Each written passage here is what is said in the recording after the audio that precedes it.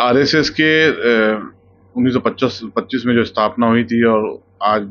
पूरे 2 अक्टूबर को 100 साल पूरे होने जा रहे हैं, उसके लिए मैं इस संगठन के तमाम कार्यकर्ताओं को, तमाम मेंबर्स को बधाई भी देता हूं। जिस तरीके से 1925 में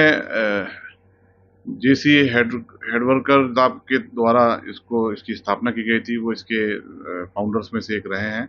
और उनके बाद में कई महान विचारक इन्होंने इस संगठन को लीड किया, जिसमें केसी सुदर्शन साहब भी रहे हैं, जेसी वैद भी साहब भी रहे हैं, बाला साहब देवरत साहब भी रहे हैं और मैंने उनके बारे में पढ़ा भी है। उन लोगों ने जिस तरीके से सेवा भाव के साथ इस संगठन को आगे बढ़ाया, मजबूत किया, तो वो अपने आप में इतिहास एक उसका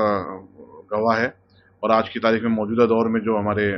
मोहन भागवत जी इसको लीड कर रहे हैं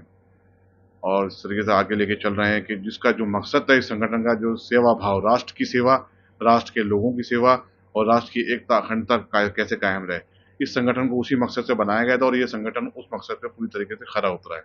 आज दुनिया के सबसे बड़े संगठनों के अंदर इस संगठन का शुमार होता है। ये अपने आप में एक बहुत बड़ी उपलब्धि है और ये भी किसी से नहीं छुपा कि पिछले कई दशकों में हम लोगों ने जैसे कई प्राकृतिक आपदाएं देखी हैं और कहीं कहीं मतलब बाढ़ आ जाती है या कहीं भूकंप आ जाता है या अभी हाल ही में कोरोना जो हमने दौर देखा है, तो इस संगठन ने जिस सेवा भाव से बिना किसी धर्म जात को देखे